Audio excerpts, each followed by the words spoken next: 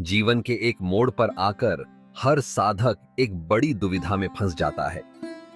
मन में बस एक ही सवाल गूंजता है, क्या भगवान को पाने के लिए, उस परम सत्य को जानने के लिए किसी बाहरी गुरु का हाथ पकड़ना जरूरी है, या फिर वो रास्ता हमारे अपने ही भीतर, हमारे ही स्वयं में छिपा है। आज के इस दौर में जहां आध्यात्मिकता भी अक्सर एक व्यापार बन गई है, जहां गुरु तो बहुत हैं, पर सद्गुरु ढूंढना जलते हुए कोयलों पर चलने जैसा है। अगर गुरु ही रास्ता न जानता हो तो शिष्य का क्या होगा? क्या वो अंधकार में भटकता रहेगा? याद है वो जिन्न की कहानी?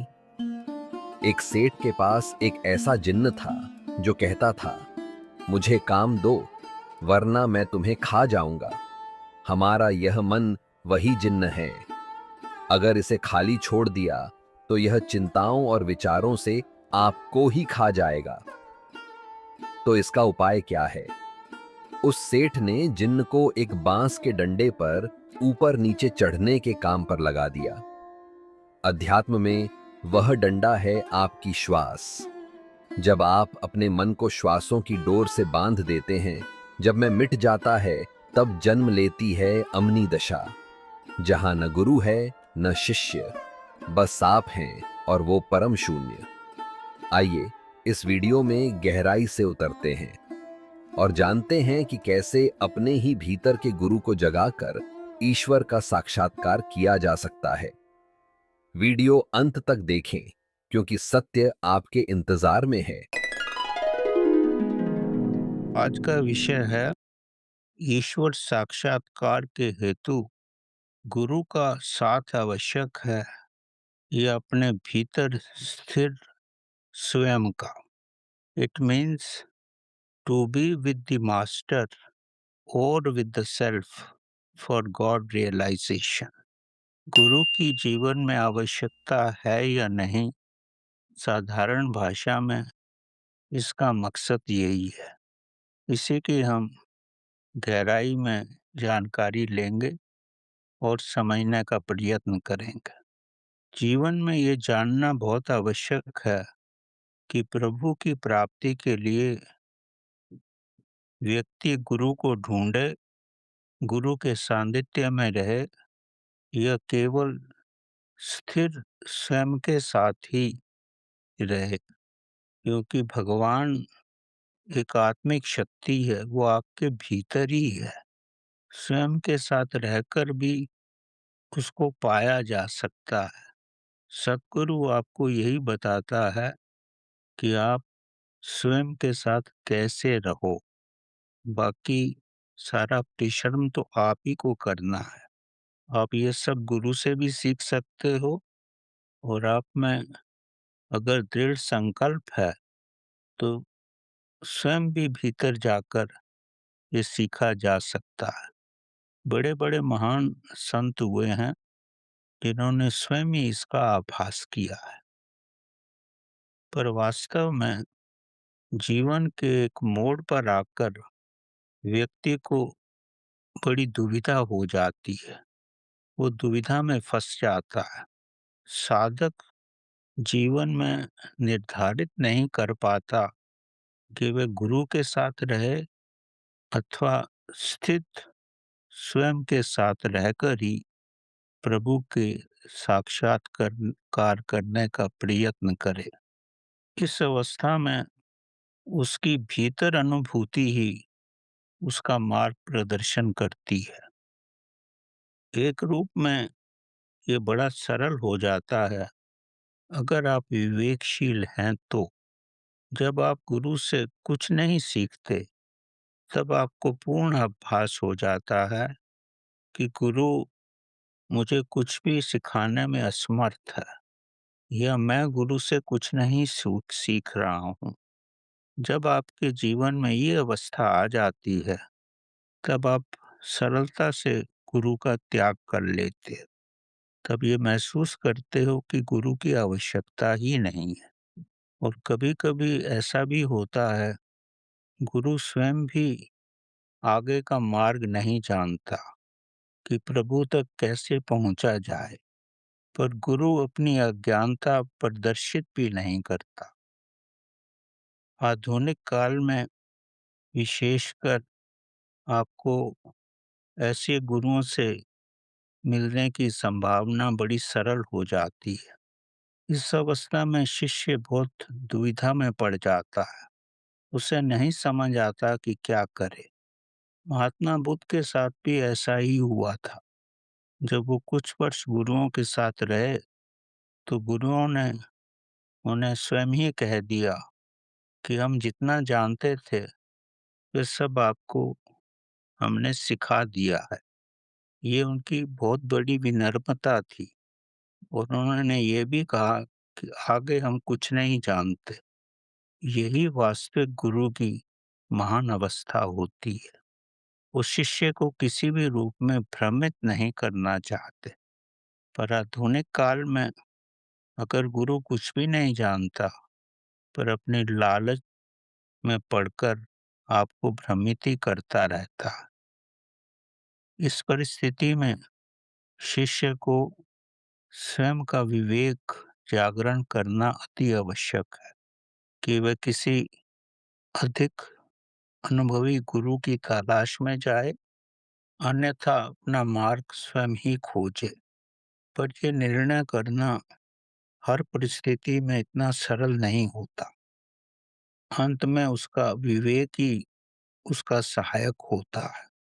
वास्तव में प्रारंभ में जब शिष्य कुछ भी नहीं जानता और उसके भीतर प्रभु पाने की तीव्र प्यास होती है, तब वह निराशावश गुरु की खोज में इधर-उधर भटकता है। कुछ अध्ययन करने का भी प्रयत्न करता है। जो भी ज्ञानी व्यक्ति उससे मिलते हैं, उनसे संपर्क करता है ताकि वो कुछ जान सके, कुछ समझ सके। जैसे प्रारंभ में माता-पिता ही बालक का ध्यान रखते हैं, जब तक वे स्वयं का कार्य खुद ना कर सके। पर जब बालक बड़ा हो जाता है, जब स्वयं का कार्य खुद करने लगता है, तब वो अपना निर्णय भी खुद लेने में समर्थ हो जाता है। प्रारंभ की अवस्था बड़ी कठिन अवस्था होती है। इस अवस्था में वो पाखंड में भी पड़ जाता है, गलत लोगों के संपर्क में भी आ जाता है और अक्सर ही ऐसा होता ही है। जब तक व्यक्ति जीवन में 2-4 बार ठोकर खा के गिर नहीं जाता, तब तक उसको सीधा रास्ता नहीं मिलता। वो हर तरफ से निराशा का ही अनुभव करता है, जब तक उसको उचित मार्ग नहीं मिलता।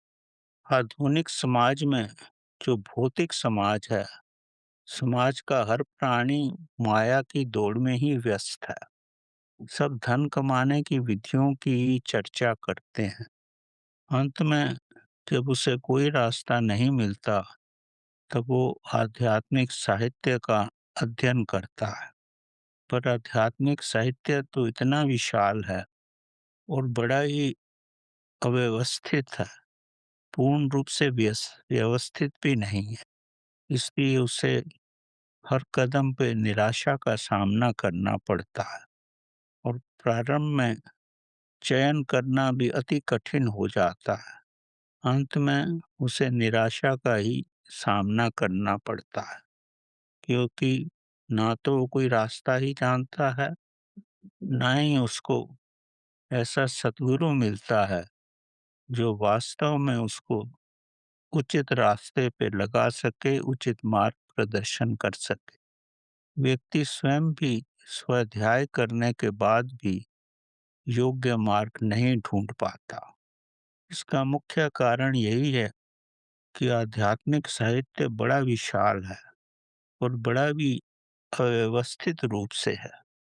ये शिक्षा प्रणाली के रूप में नहीं है, जैसे कि हमारी शिक्षा प्रणाली पूर्ण रूप से विकसित है। आध्यात्मिक गुरु वर्तमान में भाषा में पारंगत होते हैं, पर उनको वास्तविक प्रभु का ज्ञान कम होता है या नाम मात्र ही होता है। उनकी अपनी भी कोई साधना पद्धति नहीं होती। उन्होंने जीवन में कोई उच्चतम स्तर नहीं पाया होता। धन कमाने के हेतु ही वास्तविक ज्ञान के पिपासु को आकर्षित करते हैं, पर उसे थोड़े ही समय में मालूम पड़ जाता है, ये धन का ही व्यापार है। वर्तमान में गुरु धनी व्यक्तियों को ही अपनी ओर ज़्यादा आकर्षित करते हैं। अगर आप गहराई में जाओ, ये उनका व्यवसाय ही होता है। वास्तविक मीमांसु भ्रमित ही होता है हर रूप में। ये भी देखा गया है कि आध्यात्मिक गुरुओं का वर्तमान में ध्यान कामनियों पर ज़्यादा रहता है। वास्तव में प्रभु प्राप्त करने वाला मीमांसु ये पाखंड देखकर बड़ा विचलित हो जाता है, क्योंकि वो जीवन में परमात्मा को ही पाना चाहता है, पर उसके चारों ओर तो व्यापार की दुकानें ही लगी हुई हैं। चारों ओर आध्यात्मिक आश्रम भी हैं, पर वहाँ केवल ऊपरी और सार्वजनिक ज्ञान ही मिलता है, क्योंकि वो सद्गुरु द्वारा उपचारित नहीं होते। किसी समय किसी सद्गुरु के नाम से वो शुरू हुए थे, पर अब व्यापार के स्थल ही बन गए। वास्तविक मीमांसु हर स्थान पर भ्रमित हो जाता है। दूसरे रूप में समझो तो सद्गुरु तो आधुनिक काल में ना के बराबर है। अक्सर जितने भी स्थान हमारे चारों तरफ हैं, वे सब व्यापार और यौन शोषण के ही केंद्र हैं। जो वास्तविक सद्गुरु होता है, वह कभी संस्था नहीं चलाता। उसमें संस्था चलाने का या व्यवसाय करने की क्षमता ही नहीं होती। वह केवल प्रभु में होना ही जानता है और उसी रूप में अपना सारा जीवन लगाता है और लगाना भी चाहता है। धन की तरफ उसका कोई आकर्षण नहीं होता। समाज की निगाहों से वास्तविक सद्गुरु लुप्त ही रहते हैं, क्योंकि ना तो व्यापार करना चाहते हैं और ना ही धन कमाना चाहते हैं। आज भी वही कठिनाई है जो बुल्ले शाह के ज़माने में थी। बुल्ले शाह ने भी कितनी कठिनाई से गुरु को तलाशा था। उसके कुटुंब के सभी सदस्य बुल्ले शाह के विरोध में ही खड़े हो गए थे। फिर भी उन्होंने गुरु को प्रसन्न किया। अगर कोई पिछले जन्म से ही विकसित हो, तो वह इस जन्म में सरलता से ही आत्मज्ञानी हो जाता है, पर वो समाज की नज़रों से लुप्त ही रहता है। आधुनिक काल में यूट्यूब के माध्यम से कुछ गुरुओं के संपर्क में आया जा सकता है, पर वहाँ पर भी वास्तविक मीमांसु को हर प्रकार से निराशा ही मिलती है। बहुत ही कम ऐसे स्थान हैं जहाँ मीमांसु स्वयं को संतुष्ट कर पाता है, क्योंकि चारों तरफ पाखंड ही फैला हुआ है और सब ऊपर-ऊपर की बातें ही की जाती हैं। मीमांसु के लिए ये बड़ा गंभीर विषय है। इसका मुख्य कारण एक ही है कि प्रज्ञावान और सत्यवान गुरु अपने घर की चारदीवारी में ही रहते हैं और वो अपने निजी सुधार के लिए ही व्यस्त रहते हैं। पहले तो समाज में ऐसे गुरु होते ही नहीं। अगर होते भी हैं तो वो लुप्त रहते हैं, समाज के सम्मुख नहीं आते। वे स्वयं सम्मुख नहीं आते जब तक कि उनको लाया ना जाए। पर समाज में कुछ व्यक्ति ऐसे होते हैं जो ऐसे सद्गुरुओं को समाज के समक्ष लाने का प्रयत्न करते हैं। पर अक्सर जो समाज में समक्ष लाने का प्रयत्न भी करते हैं, अक्सर वो व्यवसायी ही होते हैं। बहुत कम ही उचित श्रेणी के व्यक्ति होते हैं।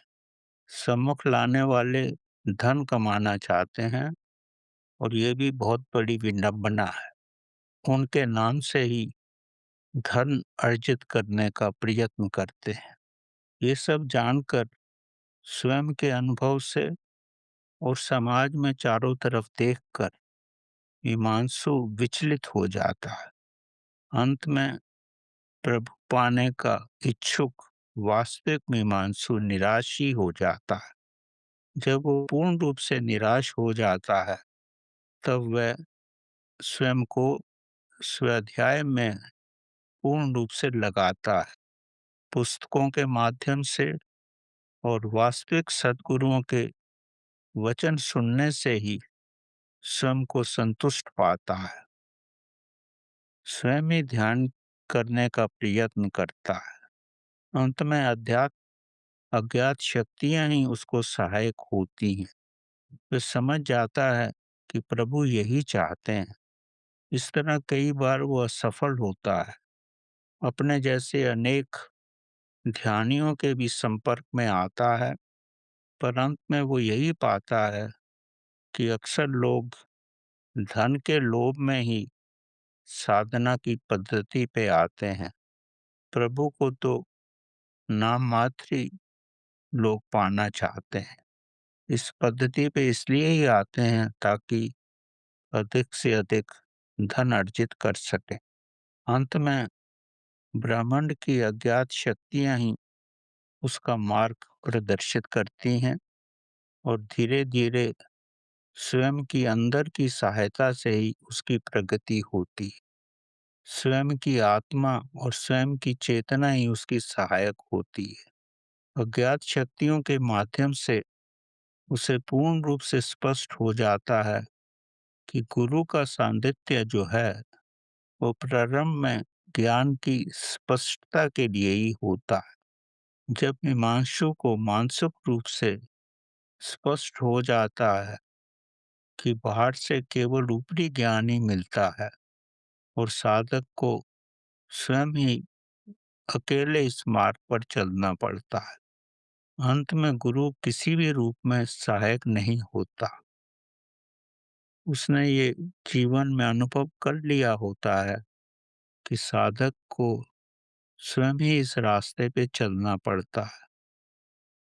गुरु के प्रकाश से, वास्तविक गुरु के प्रकाश से भी साधक थोड़ी ही दूरी का रास्ता तय कर सकता है। अंत में उसे स्वयं ही इस रास्ते पर चलना है। गुरु अपने प्रकाश से साधक को चौराहे तक पहुंचा सकता है और आगे का रास्ता तो उसे अकेले ही चलना पड़ता है। शिष्य को अंधकार में स्वयं ही टटोल कर अपना रास्ता बनाना पड़ता है। एक छोटी सी कथा है। एक शिष्य एक सतगुरु के पास रहे, कुछ थोड़ा बहुत उन्होंने सीखा और बाद में पाया कि गुरु और शिष्य का साथ तो केवल चौराहे तक ही है। उसके बाद गुरु अपने प्रकाश से एक रास्ता ले लेता है और शिष्य को फिर भी अंधकार में ही रहना पड़ता है और उसे स्वयं ही अपना रास्ता खोजना पड़ता है। गुरु का सानिध्य लंबे समय तक नहीं रह सकता अगर वास्तविक गुरु भी हो। अंत में शिष्य को स्वयं ही अपना दीपक बनना पड़ता है। इसी कारण से अज्ञात शक्तियां ही शिष्य को सहायता करती हैं और वो समय से समझ भी जाता है कि कोई भी पद प्रदर्शन नहीं कर सकता। साधक को स्वयं ही अपना पद प्रदर्शन करना पड़ता है। गुरु किसी भी रूप में पूर्ण सहायक नहीं होता। साधक को स्वयं ही अपना दीपक बनना पड़ता है। उसके समक्ष केवल उसकी आत्मा ही रहती है, वही उसकी सहायता करती है। इसके अलावा उसे कुछ भी आभास नहीं होता कि क्या किया जाए। उसका मन भी किसी भी रूप में उसकी सहायता नहीं करता। केवल उसकी आत्मा और आत्मा का विकास ही सहायक होता है। साधक भली भांति स्वाध्याय के माध्यम से जान लेता है कि मन की भौतिक शिक्षा से आध्यात्मिकता का विकास नहीं हो सकता। जब तक साधक अमनी दशा में न आए, मन से ऊपर न आए, अमनी दशा ही उसका पथ प्रदर्शन कर सकती है। मन से ऊपर उठना अति आवश्यक है। मन से ऊपर उठकर ही चेतना का आभास हो सकता है। स्वाध्याय के माध्यम से उसको पूर्ण रूप से ये प्रतिबिंबित हो जाता है कि मन सहायक नहीं होगा, मेरी बुद्धि सहायक नहीं होगी जब तक कि मैं अमनी दशा में ना पहुंचूं। पर प्राकृतिक रूप से वो बहुत निराश हो जाता है, क्योंकि वह नहीं जानता कि अमनी दशा में कैसे पहुंचा जाए।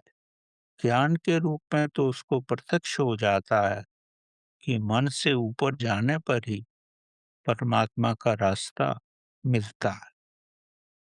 एक समय वो इतना निराश हो जाता है क्योंकि उसकी आंखों से अश्रु की धारा ही बहने लगती है, क्योंकि वो नहीं जानता कि क्या किया जाए। वो परमात्मा तक पहुंचना चाहता है, पर उसको कोई भी सहारा नहीं मिलता। स्वाध्याय भी पूर्ण रूप से स्पष्ट नहीं करता कि क्या किया जाए, पर एक समय आता है कि अक्षुओं की धारा में उसका मन विलीन हो जाता है। मन रहता ही नहीं है। जब आप जीवन में किसी महानतम अवस्था को पाना चाहते हो और जब वो नहीं मिलती, तो अक्षुओं पाने के अलावा आपके पास कोई मार्ग नहीं बचता।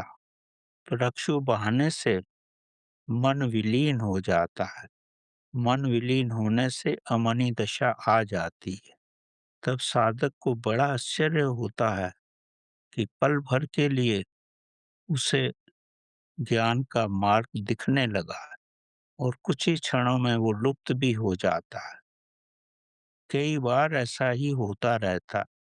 कई बार जीवन में उसने ऐसा ही अनुभव किया है, पर वो अब समझ जाता है कि अज्ञात शक्तियां उसका पथ प्रदर्शन कर रही हैं और कैसे अमनी दशा में पहुंचा जाए। उसे आभास हो जाता है कि अज्ञात शक्तियां शून्य में उसे कुछ कहना चाह रही हैं, उसको आभास करवाती हैं। अज्ञात शक्तियां केवल संकेत ही देती हैं। संकेत से बढ़कर अज्ञात शक्तियां और कुछ दे ही नहीं सकती। पर जब व्यक्ति संवेदनशील हो जाता है, तो वह इन संकेतों को पकड़ लेता है। धीरे धीरे उसकी समझ में आ जाता है कि श्वास शून्य होने से ही मन शून्य हो जाता है, और जब मन शून्य हो जाता है, श्वास शून्य हो जाता है, तो यही अमनी दशा है। वो इस सूत्र को पकड़ लेता है और इस पद्धति पे चलने में अपना जीवन लगा देता है। कुछ ही समय के बाद वो पाता है कि जैसे श्वास उसके मुख से निकलते हैं और नए श्वास नहीं आते, तो उस काल में उसका मन शून्य रहता है। जब श्वास मुख से निकलते हैं, तब वो अनुभव करता है कि उसके मेरुदंड में विद्युत की प्राण धारा नीचे उतर रही है। श्वास मुख से बाहर निकल रहे हैं और विद्युत की प्राण धारा मेरुदंड से नीचे आ रही है। उसका ध्यान इस प्राण धारा पर, जो स्वयं की भीतर की धारा है, उसी पर लगी रहती है। धीरे धीरे ये धारा ऊपर नीचे आती रहती है, कई बार आती रहती है। हर बार जब वो ध्यान में बैठता है, उसको इसका अनुभव होता है और समय आने पर उसका गहरा ध्यान लग जाता है। इस अवस्था में साधक स्वयं के अंदर पूर्ण शून्य और शांति का अनुभव करता है। जब उसकी प्राण शक्ति मेरुदंड से नीचे उतरती है, तो उसे लगता है कि शिव नीचे उतरकर पार्वती से मिलने मूलाधारा पर पहुंच गए हैं। जैसे पति पत्नी के पास आता है और यही सुखमय क्षण का अनुभव है। वो इसका आभास कर लेता है कि उसकी शिव की शक्ति मूलाधारा में पार्वती की शक्ति से मिल गई है। जब उसको इसका अनुभव होता है, तब शून्य नाड़ी से यानी सुषुम्ना नाड़ी से उसकी ये शक्ति विभिन्न चक्रों से, विभिन्न स्तरों से ऊपर होकर के अंजना चक्र में स्थित हो जाती है और वहां से वो सहस्रार चक्र में पहुंच जाती है। विभिन्न चक्रों को भेदते हुए जब वो सहस्रार चक्र में पहुंचती है, तो वो ऐसे आनंद का अनुभव करता है कि इससे बड़ा जीवन में और कोई सुख ही नहीं है।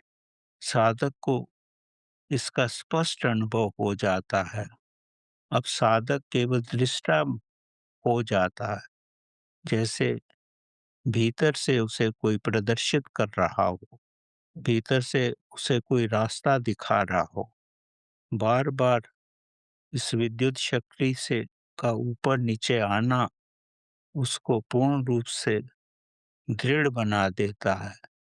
उसके संकल्प दृढ़ हो जाते हैं और शक्ति का अपने अंजना चक्र में और दूसरे चक्रों में भी पूर्ण आभास कर लेता है। और थोड़े समय में ही जब वो कई बार ऐसा हो जाता है, तो उसकी शक्ति सहस्त्रधारा चक्र में रुक जाती है। यही कुंडली शक्ति है। अब ये शक्ति नीचे से सूक्ष्म शरीर से होकर ब्रह्मांड में जाती है और दूसरी ओर से यही शक्ति विभिन्न चक्रों से गुजरकर सहस्रार चक्र से होकर ब्रह्मांड में चली जाती है। तो जो सूक्ष्म शरीर से जाती है और जो सहस्रार से जाती है, अंत में दोनों ही सहस्रार चक्र से ऊपर दोनों का मिलन हो जाता है और इस अवस्था में साधक समाधि का अनुभव करता है। पहले सविकल्प समाधि का अनुभव करता है और फिर निर्विकल्प समाधि का अनुभव करता है। साधक अब समय और स्थान से ऊपर हो जाता है और जब शरीर में श्वासों की आवश्यकता होती है, तो धीरे-धीरे यही शक्ति उसके शरीर में फिर से प्रवेश कर लेती है। अब वह पाताल लोक से ब्रह्मलोक की यात्रा अपने मेरुदंड से सरलता से कर पाता है और यही महानतम अनुभव है जीवन का, जो उसने प्रभु की कृपा से प्राप्त कर लिया है। इसका वर्णन साहित्य में भी उसे शिव सूत्रों में मिल जाता है। ये जानने के बाद मीमांसु अनुभव करता है कि वो ठीक पथ पर है। प्रभु प्राप्ति का यही मार्ग है। शिव सूत्रों में ये पूर्ण रूप से स्पष्ट है। ये सब जानकर वह पूर्ण रूप से संतुष्ट हो जाता है। पूर्ण शून्य से उसकी चेतना एक हो जाती है, फिर ब्रह्मांड से मानव शरीर में आ जाती है। यही महान और महानतम अवस्था है, जो उसको पूर्ण रूप से संतुष्ट कर देती है। साधक अथवा मीमांसु जब ये प्रतिदिन करता है, अंत में प्रभु में होकर आनंदित हो जाता है।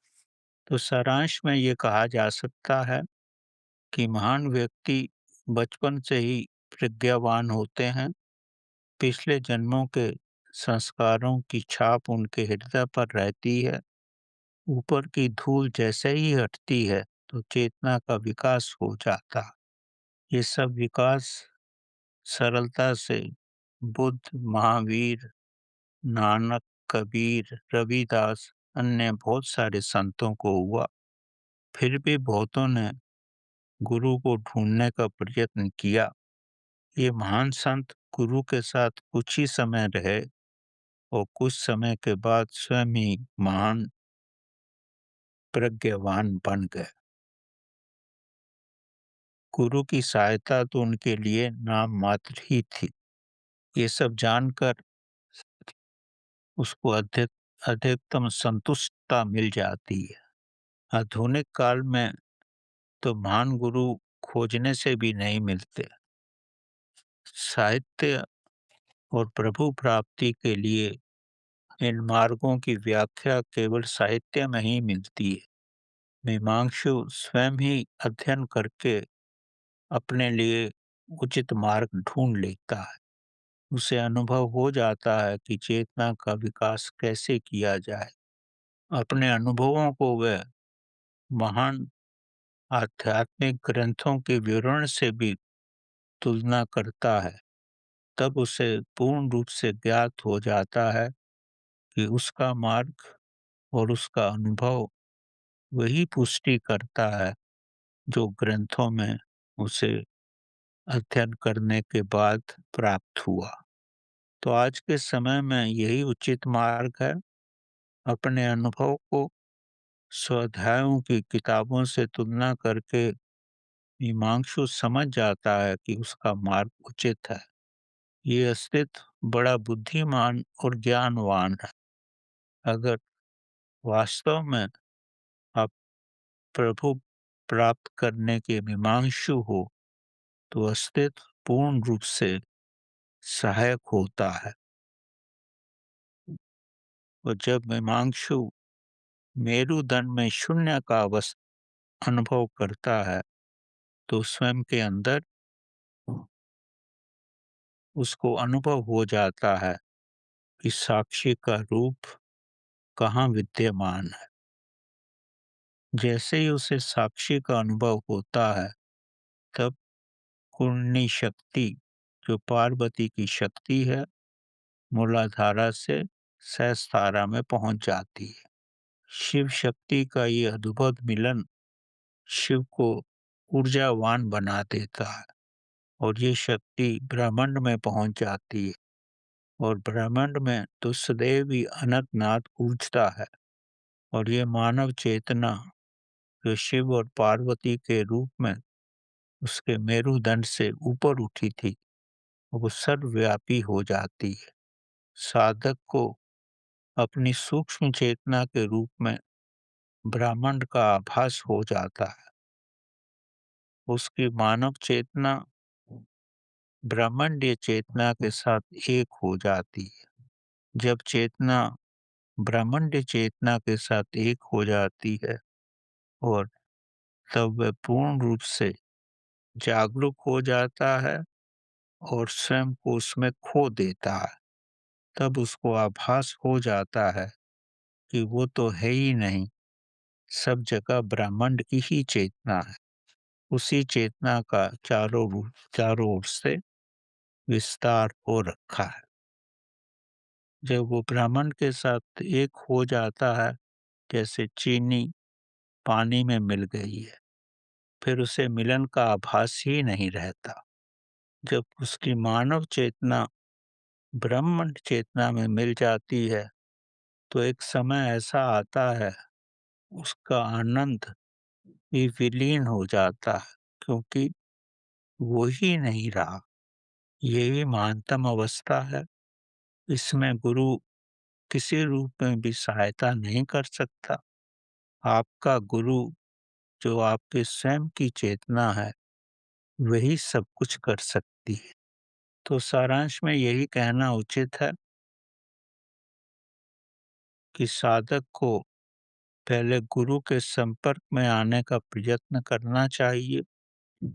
अगर उचित गुरु ना मिले तो स्वाध्याय को ही अपना गुरु बनाए, स्वयं में पवित्रता लाए और जैसे ही स्वयं में पवित्रता उसके अंदर आ जाएगी वही उसको उचित मार्ग प्रदर्शित करेगी। स्वयं के उचित मार्ग से ही साधना करे, असफलता मिले तो भी घबराए नहीं, कहीं भी शीघ्रता नहीं करे, भक्ति और प्रेम से ही साधना करे, वो धीरे-धीरे गहरी अवस्था आ जाती है। सविकल्प से निर्विकल्प समाधि आती है, वो प्रकाशमय हो जाता है, आत्म साक्षात्कार हो जाता है, प्रभु की कृपा हो जाती है और वो स्वयं का दीपक स्वयं ही बनता है। उचित यही है कि प्रभु का स्मरण करे, अपने श्वासों को शून्य करे और जैसे ही श्वास शून्य हो जाते हैं, तो चेतना का आविर्भाव हो जाता है और जैसे ही चेतना का आविर्भाव होता है, तो उसको महान अवस्था आ जाती है और ये शक्ति सब चक्रों से भेद कर अंजना चक्र में स्थित होती है, फिर सहस्त्रारा में आती है, फिर ब्रह्मांड में अनंतनाद से मिलकर प्रकाश में हो जाता है और तब उसकी स्वयं की चेतना शून्य हो जाती है, उसे आभास ही नहीं रहता और वो ब्रह्म के साथ एक हो जाता है और यही महान अवस्था है और यही आत्म साक्षात्कार है। अब एक कथा के माध्यम से इस सारी पद्धति को आप गहराई से समझ सकते हैं। एक बहुत बड़े सेठ थे, उनका बड़ा विस्तृत व्यवसाय था। वो एक सिद्ध पुरुष के पास पहुँचे और उनसे बोले, मेरे पास बहुत धन है, काम की कोई कमी नहीं है, इतना काम है कि फिर काम समाप्त ही नहीं होता। उनसे प्रार्थना की कि वो उनकी सहायता करें ताकि मैं अपने सब कार्य समाप्त कर सकूं और शांति में रहूं। तो सिद्ध पुरुष ने कहा कि मेरे पास एक जिन है जो सब काम कर देगा, पर उसके साथ एक ही समस्या है, वो खाली नहीं बैठ सकता।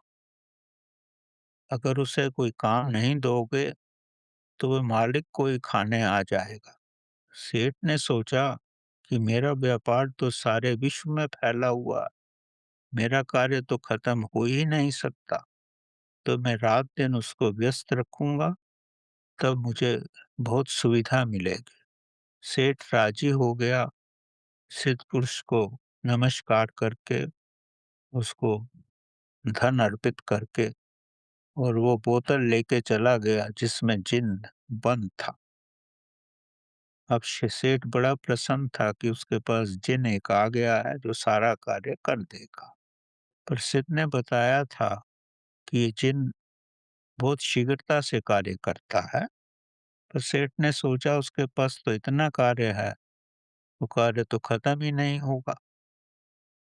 तो अंत में सेठ ने जो भी कार्य दिया जिन ने कर दिया और 8-10 दिन में ही सेठ का सारा कार्य जो विश्व भर में फैला हुआ था सब संपूर्ण हो गया। अब सेठ के पास कोई कार्य नहीं बचा। सोचने पर भी सेठ को कोई कार्य नहीं दिखा कि क्या कार्य जिन को दे। अब जिन सेठ को खाने के लिए आ गया, क्योंकि सिद्ध पुरुष ने यही बताया था कि जब तुम उसको कार्य नहीं दोगे तो वो खाने के लिए आ जाएगा। तब सेठ बड़ा विचलित हो गया, अब वो क्या करे?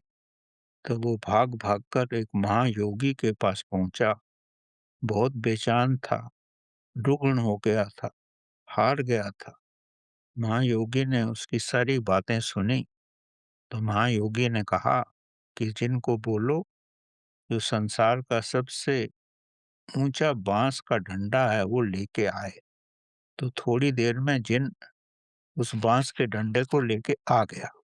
सिद्ध पुरुष ने कहा इसको जमीन में गाड़ दो। उसने जमीन में गड़वा दिया।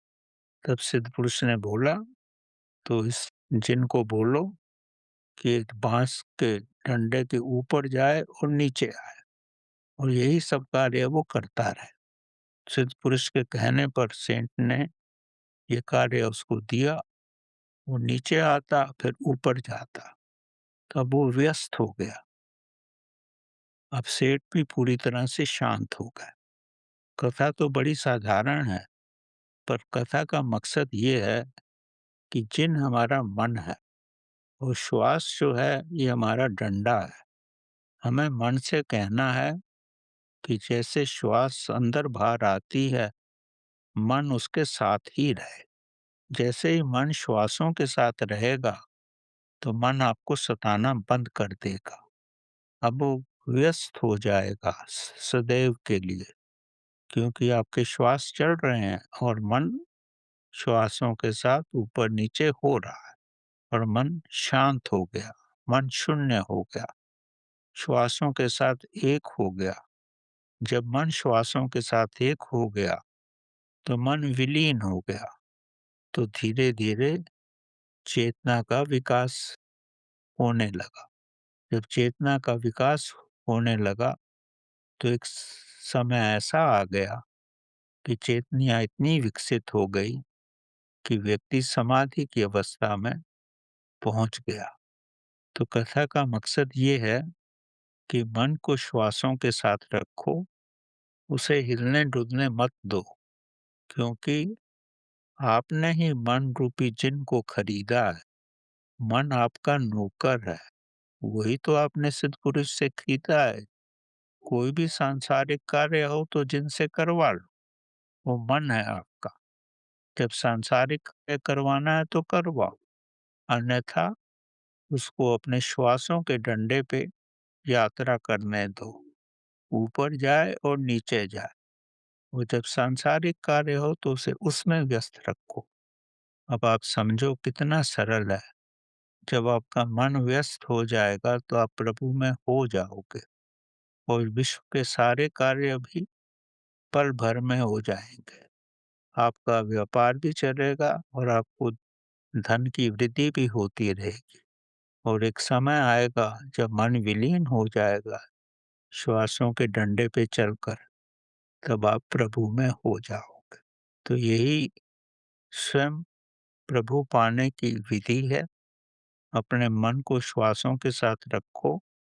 जब आवश्यकता है तो विश्व के कार्य करो, अन्यथा उसके साथ ही रहो और इससे ही चेतना का विकास होगा और आप प्रभु में हो जाओगे। और वर्तमान काल में यही सबसे उचित विधि है, ताकि आप अनावश्यक गुरुओं के लोभन में मत फंसो और स्वयं ही आत्म साक्षात्कार कर लो। धन्यवाद।